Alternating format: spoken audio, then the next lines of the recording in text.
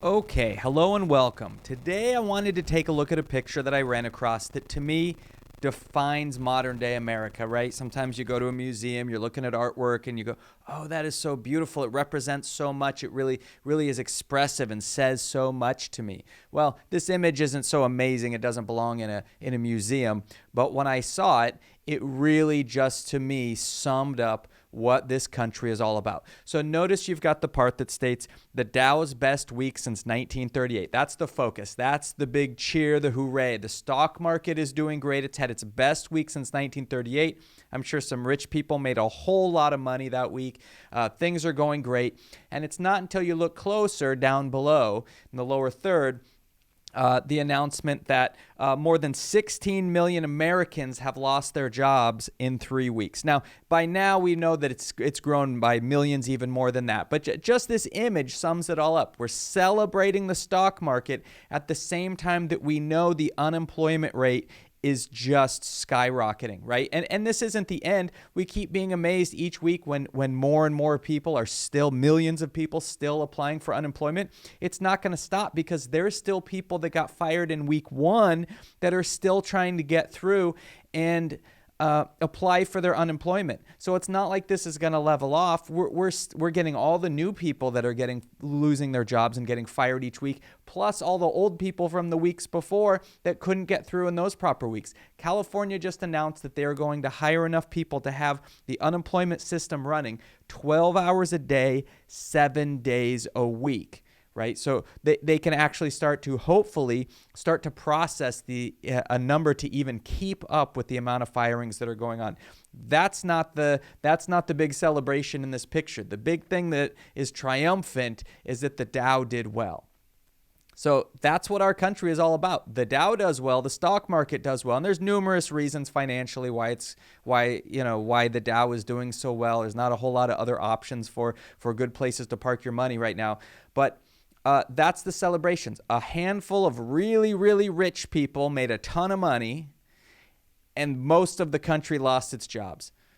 That sums it up. That is who we are. That is America, right? This picture right here, this is America. So in that same vein, I think all of us, when the Republicans were so willing to go ahead and put out this stimulus to the American people, you kind of had to stop for a minute and go, what are they up to? What are they trying to do? What is going to come through in this stimulus package that actually is going to be the same thing they're always doing, trying to steal from the poor and give to the rich, right? This whole reverse Robin Hood scenario they have going on. And evidence has come out that that's exactly the kind of stuff that was in this stimulus bill.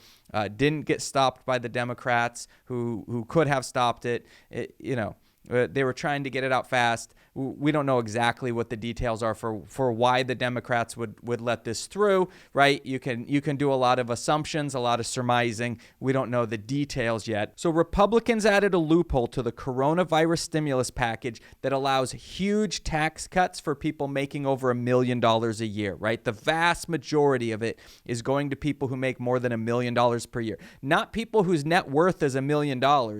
People who make $1 million a year. That's who's seeing this. So at the same time, we just saw in that picture, 16 million people out of work. It's now over 20 million since that picture's been taken. The number has skyrocketed.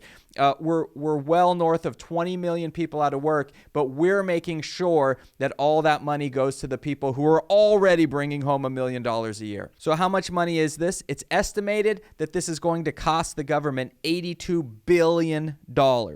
Right? Not the whole stimulus package, just this part, $82 billion tax cut for the rich. They're like the ultra rich, right? Not like the pretty rich, the really rich, over $1 million a year. All right, are going to be able to go in. They can go back to previous years and claim losses that they've had in the past, right? And use them for their current tax year to lower their tax liability for this year. It's estimated that on average of the people who get to take advantage of this tax loophole, $1.7 million a year. That's the average. The average person getting to apply for this will save $1.7 million a year. So you can see how it's going to add up to the approximately $82 billion this is estimated to cost us in tax revenue. So here's what I get. This got passed. They just slipped it in there. No one said anything about it. It's only coming out now. That seems like a lot of money, right? Let me think about it. Okay, $80 billion. That does kind of sound like a lot of money, or north of $80 billion sounds like a lot of money. Do the Republicans usually say this kind of money is a lot of money? Well, yeah, because remember when Bernie was talking about sending everyone to college, right? Paying for college for all these people. That was unheard of. How could the country ever possibly afford that? That was going to cost $70 billion. So there just wasn't enough money to send people to college. That's unthinkable, but it's super easy to just give this tax cut to the ultra wealthy. That's the country that we live in. So analysis shows that while Democrats fought for unemployment insurance and small business aid, right, the Republicans were busy trying to rob from the poor and give to the rich. That's what they were trying to pull off, and they did it. So some work that came out by Senator Whitehouse and Representative Doggett, we see, for those earning $1 million annually, a tax break buried in the recent coronavirus relief legislation is so generous that its total cost is more than the total new funding for all hospitals in America and more than the total provided to all state and local governments. That's Representative Doggett, right? So we gave more, the rich people benefited more from this tax cut than adds up the money we're giving to hospitals and state and local governments. That's a lot. That's a huge amount of money, and it just under the radar, go in, give those tax cuts to people who are already doing just fine, right? I'm sorry, if you're making $1 million a year, I get that this could be bad for you. You're still going to be way better off than somebody who's making $20,000, $30,000 a year, right? But who are we protecting? Who are we taking care of?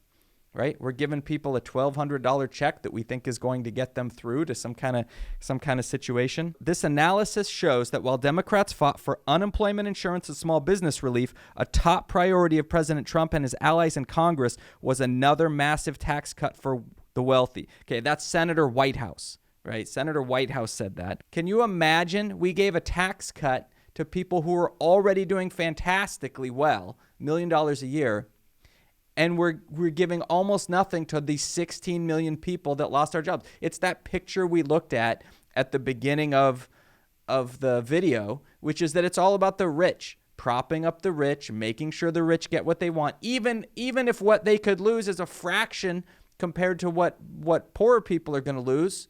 It doesn't matter. Those rich people have to be protected because the government is fully bought and sold by those very rich people.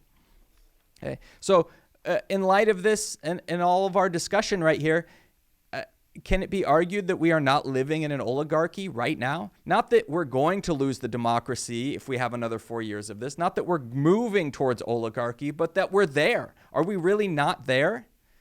I mean, there's some tatters left we can put together, but we're going to have to act pretty quick. We're going to have to make some right decisions here. We're going to have to try to flip the Senate, do some other things so that things don't continue to just crater here where we're just taking everything and giving it all to the rich.